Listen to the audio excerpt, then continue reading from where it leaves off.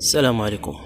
كاينين الناس كيبنيو الدار ديالهم بالحب والصبر والاحترام، وكاينين ناس اخرين كيضيعوا سنين من حياتهم غير باش يفرقوا بين الناس ويخربوا السعاده ديالهم. هاد القصه ديال المراه كان عندها هدف واحد في حياتها، وهو تبعد راجلها على العائله ديالو وتولي هي الانسانه الوحيده اللي عندها الكلمه في حياته، وهي مركز الاهتمام. سميتي سميره، وتزوجت بسعيد بعد ما دازت بيناتنا قصه حب قصيره. سعيد كان راجل خدام حنين وكيحترم الناس كاملين، لكن كانت عنده واحد الحاجه ما كنتش كنقدر نتقبلها.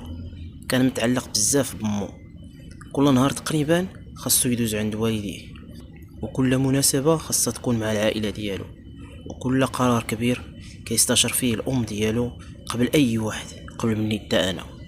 في البدايه كنت كنقول بيني وبين راسي عادي، راه غير كيبغي مو باه بزاف. لكن مع الوقت وليت كنحس انني مرتو غير بسميه صافي. الا مرضات مو كيجري عندها بالزربه، الا طلب منو خوه شي حاجه كيخلي كلشي ويمشي عنده. الا بغيت نخرج معاه كيقول لي اليوم غنديرو زياره عند الوالديه. كنت كنتبسم قدامه، ولكن من الداخل كنت كنغلي. نهار من النهارات قلت ليه سعيد، حنا مزوجين دابا، خاص يكون عندنا حياتنا الخاصه. جاوبني، حياتنا الخاصه ما كتمنعش الانسان يبقى بار بوالديه.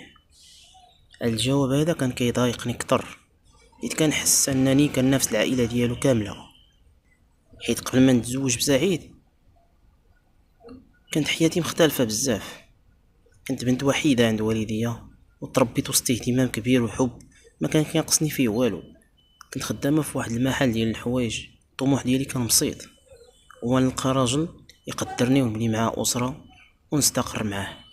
كنت كنشوف بزاف ديال العلاقات كتكمل بالفشل، وهذا الشيء خلى عندي واحد الخوف كبير من الفراق ومن الاحساس بالاهمال. كنت ديما تنحلم نكون اهم انسانه في حياه الشخص اللي غادي نرتبط به. تعرفت على سعيد بالصدفه في واحد العرس ديال وحده من صحاباتي. كان مكالمي ومحترم وكيتعامل مع الناس كاملين بواحد الابتسامه في وجهه. اكثر حاجه شدتني فيه هي الطريقه اللي كان كيهضر بها على والديه، والاحترام الكبير اللي كان كيبان فيه في تصرفاته. من بعد داك النهار بدينا كنتلاقاو من وقت لوقت، ولا التواصل بيناتنا كيكبر نهار على نهار. كان كيحكي لي على خدمته وعلى الاحلام ديالو وعلى الرغبه ديالو باش يبني اسره مستقره عامره بالمحبه والتفاهم والاحترام. حسيت بالامان معاه، وكنت كنقول في قلبي انني اخيرا لقيت الشخص اللي كنت كنقلب عليه. لكن ما كنتش عارفه ان الحب الكبير ديالو لعائلته اللي عجبني في البدايه غادي يولي من بعد سبب ديال الخلافات ديالنا. حيت بديت كنحس بلي انني وليت كنتنافس مع العائله ديالو كلها. دازت شهورا وليت تنخلق المشاكل على ابسط الامور. الا مشى عندهم كنغضب دغيا، الا جاو عندنا كنضيق وكنبقى نخليهم ونمشي. الا هضر عليهم مزيان كنقول ليه واش انا ما عنديش قيمه عندك، واش انا ما عمرش لك عينيك. وكان ديما كيجاوبني انت مرتي وشريكة حياتي، وهما والديا، ما خصنيش اختار بيناتكم. نتوما كلكم عندي بحال بحال، وكلكم تنبغيكم. لكن انا كنت بغيت الاختيار، كنت بغيت يكون لي انا الاولويه المطلقه. وبديت نسمع الهضره من بعض الجارات.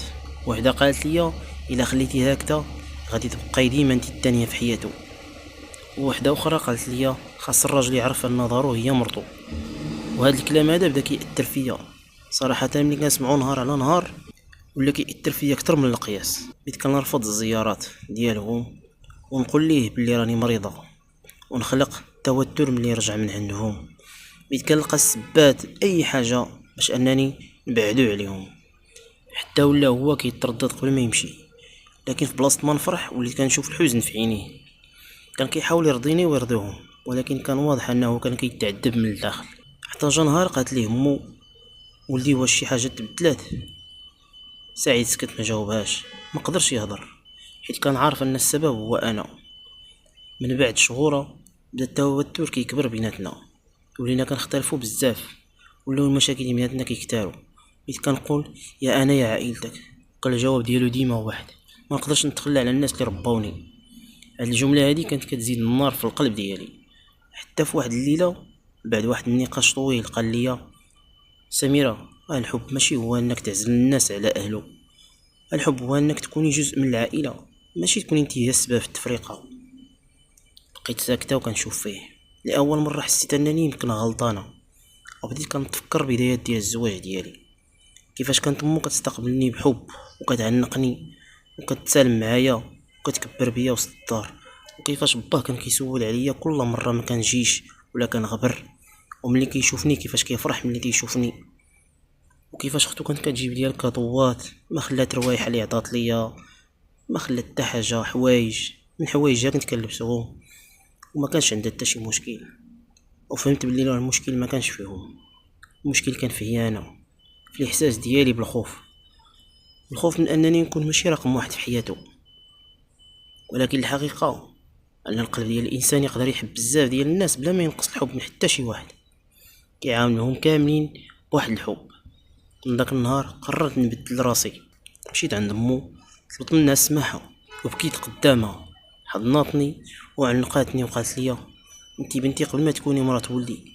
ومن بعد شهور تبدلات حياتنا كامله، وليت كنمشي معاه بالاراده ديالي وانا فرحانه وسعيده، رجعت لي الضحكه لوجهو، ما بقاش مغوبش، ما بقاش حزين.